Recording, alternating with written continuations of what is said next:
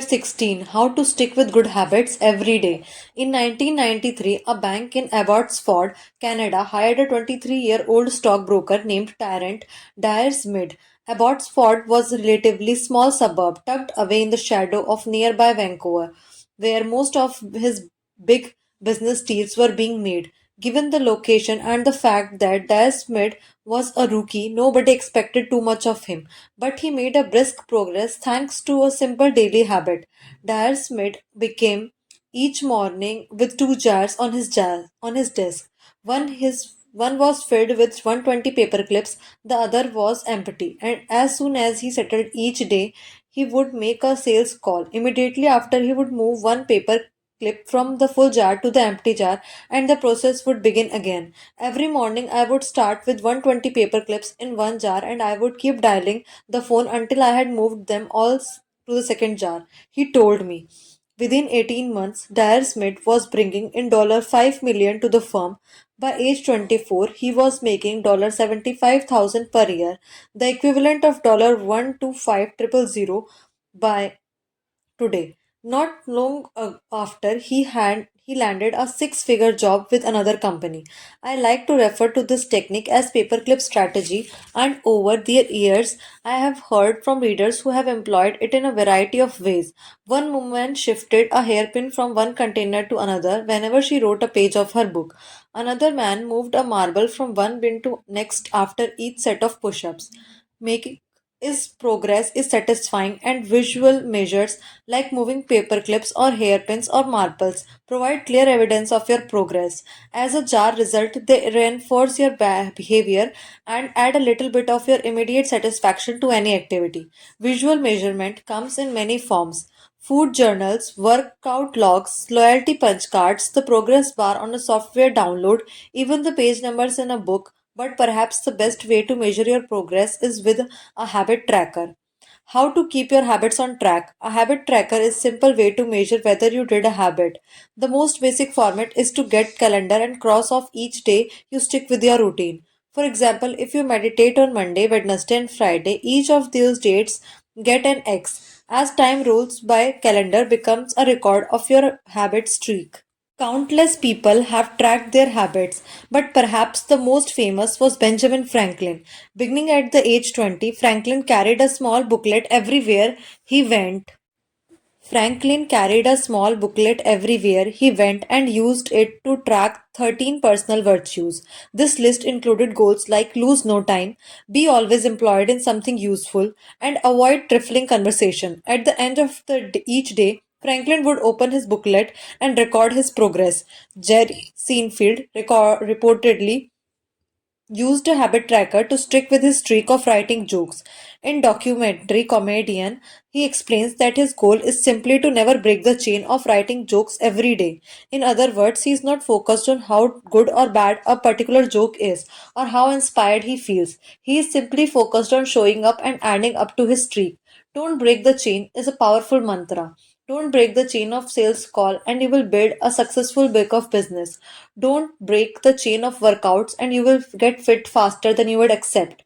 Don't break the chain of creating every day and you will end up in an impressive portfolio.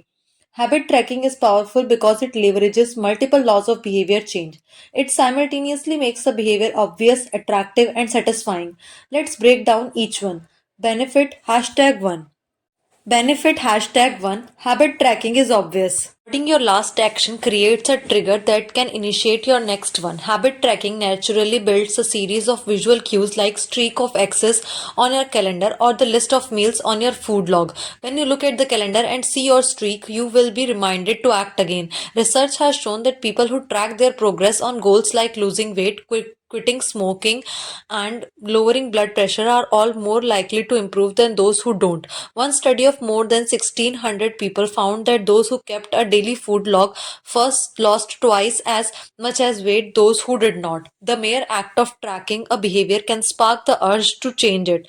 Habit tracking also keeps you honest. Most of us have a distorted view of our own behavior. We think we act that then we do. Measurement offers one way to overcome our blindness to our behavior and notice what's really going on each day. One glance at the paper clips on the in the container and you immediately know how much work have or have not been put in. When the evidence is right in front of you, you are less likely to lie yourself. Benefit hashtag 2 habit tracking is attractive. The most effective form of motivation is progress. When we get a signal that we are moving forward, we become more motivated to continue down that path. In this way, habit tracking can have an addictive effect on motivation. Each small win feeds your desire. This can be particularly powerful on a bad day. When you are feeling down, it's easy to get forget about all the progress you have already made. Habit tracking provides visual proof of your hard work, a subtle reminder of how far you have came. Plus, the empty square you see each morning can motivate you to get started because you don't want to lose your progress by breaking the streak. Benefit hashtag 3 habit tracking is satisfying. This is the most crucial benefit of all. Tracking can become its own form of reward. It is satisfying to cross an item off your to-do list, to complete an entry in your workout log, or mark an X on the calendar. It feels good to watch your results grow. The size of your investment portfolio, the length of your book manuscript, and if it feels good, then you are most likely to endure. Habit tracking also helps you keep your eye on the ball if you are focused on the process rather than the result. You are not fixated on getting six pack abs, you are just trying to keep the streak alive and become the type of person who does not miss workouts. In summary, habit tracking first, create a visual cue that can remind you to act. Second, is inherently motivating because you see the progress you are making and don't want to lose it. And three, feels satisfying whenever you record another successful instance of your habit. Furthermore, habit tracking provides visual proof that you are casting votes for the type of person you wish to become, which is delightful form of immediate and intrinsic gratification. You may be wondering, if a habit tracking is so useful, why have I waited so long to talk about it? Despite all the benefits, I have left this discussion until now for a simple reason. Many people resist the idea of tracking and measuring. It can feel like burden because it forces you on two habits, the habit you are trying to build and the habit of tracking it. Counting calories sounds like a hassle when you are already struggling to follow a diet. Writing down every call seems tedious when you have to go work to do. It feels easier to say, I'll just eat less, or I'll try harder, or I'll remember to do it. People inevitably tell me things like, I have a decision journal, but I wish I used it more, or I have recorded my workouts for a week but then quit. I have been there myself. I once made a food log to track my calories. I managed to do it for one meal and then gave up. Tracking is not for everyone, and there is no need to measure your entire life, but nearly anyone can benefit from it some form, even if it's only temporary. What can we do to make a tracking easier? First, whenever possible, measurement should be automated. You will be probably surprised by how much you are already tracking it without knowing it. Your credit card statement tracks how often you go out to eat. Your Fitbit registers how many steps you take and how long you sleep. Your calendar records how many new places you travel to each year. Once you know where to get the data and add a note to your calendar to review it each week or each month, which is more practical than tracking it every day. Second, manual tracking should be limited to your most important habits. It is better to consistently track one habit than to sporadically track 10. Finally, record each measurement immediately after the habit occurs. The completion of the behavior is the cue to write it down. This approach allows you to combine the habit stacking method mentioned in chapter number 5 with habit tracking. The habit stacking plus habit tracking formula is after current habit I will dash track my habit. After I hang up my phone from the sales call, I will move one paper clip over. After I finish each set at the gym, I will record it in my workout journal. After I put my plate in the dishwasher, I will write it down what I ate. These tactics can make tracking your habits easier. Even if you are not the type of person who enjoys recording your behavior, I think you will find a few weeks of measurement to be insightful. It's always interesting to see how you have actually been spending your time. That said, Every habit streak ends at some point, and more important than any single measurement is having a good plan for when your habits slide off track. How to recover quickly when your habits break down. No matter how consistent you are with your habits, it is inevitable that life will interrupt you at some point. Perfection is not possible. Before long, an emergency will pop up. You get sick, or you have to travel for work, or your family needs a little more of your time. Whenever this happens to me, I try to remind myself of a simple rule: never miss twice. If I miss one day, I try to get back to into it as quickly as possible. Missing one workout happens, but I am not going to miss two in a row. Maybe I'll eat entire pizza, but I'll follow it up with a healthy meal. I can't be perfect, but I can avoid a second lapse. As soon as one streak ends, I get started with the next one. A first mistake is never the one that ruins you. It is the spiral of repeated mistakes that follows. Missing once is an accident, missing twice is the start of a new habit. This is distinguishing feature between winners and losers. Anyone can have a bad performance and bad workout or a bad day at work. But when successful people fail, they rebound quickly. The breaking of a habit does not matter if the reclaiming of it is fast. I think this principle is so important that I'll stick to it even if I can't do a habit as well as or as completely as I would like.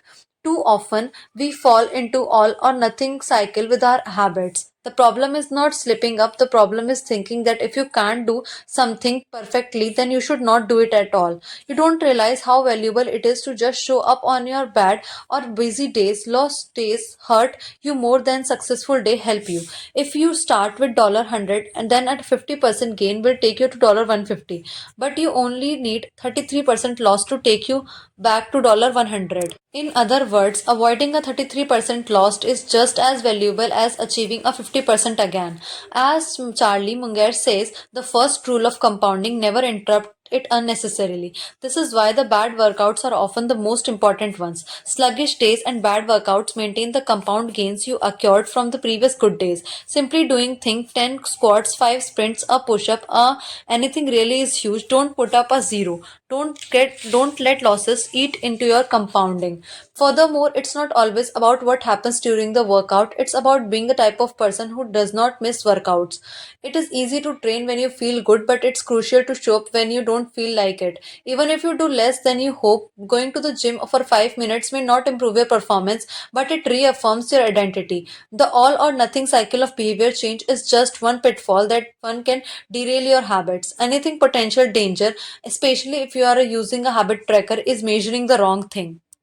Knowing when and when not to track a habit. Say you are running a restaurant and you want to know if your chef is doing good job. One way to measure success is to track how many customers pay for your each meal day. If more customers come in, the food must be good. If fewer customers come in, something must be wrong. However, this is one measurement. Daily revenue only gives a limited picture of what's really going on. Just because someone pays for a meal does not mean they enjoy the meal. Even dissatisfied customers are unlikely to dine and dash. In fact, if you are only the measuring revenue, the food might be getting worse, but you are making up with for it with a marketing or discount some or other some method. Instead, it may be more it, effective to track how many customers finish their meal or perhaps the percentage of customers who leave a generous tip. The dark side of tracking a particular habit is that we become driven by the number that rather than the purpose behind it. If your success is measured by quarterly earnings, you will optimize sales and revenue and accounting for quarterly earnings. If your success is measured by lower number on the scale, you will optimize for a lower number on the scale, even if that means embracing crash diets or juice cleanses and fat loss pills. The human mind wants to win whatever the game is being played. This pitfall is evident in many areas of life. We focus on working long hours instead of getting meaningful works done. We care more about getting 10,000 steps than we do about being healthy. We teach for standardized tests instead of emphasizing learning, curiosity, and critical thinking. In short, we optimize for what we measure. When we choose the wrong statement, we get the wrong behavior. This is sometimes referred to as Goodhart's law, named after the economist Charles Goodhart. The principle states when a measure becomes a target, it ceases to be good measure. Measurement is the only useful when it guides you and adds context to a larger picture, not when it consumes you. Each number is simply one piece of feedback in the overall system.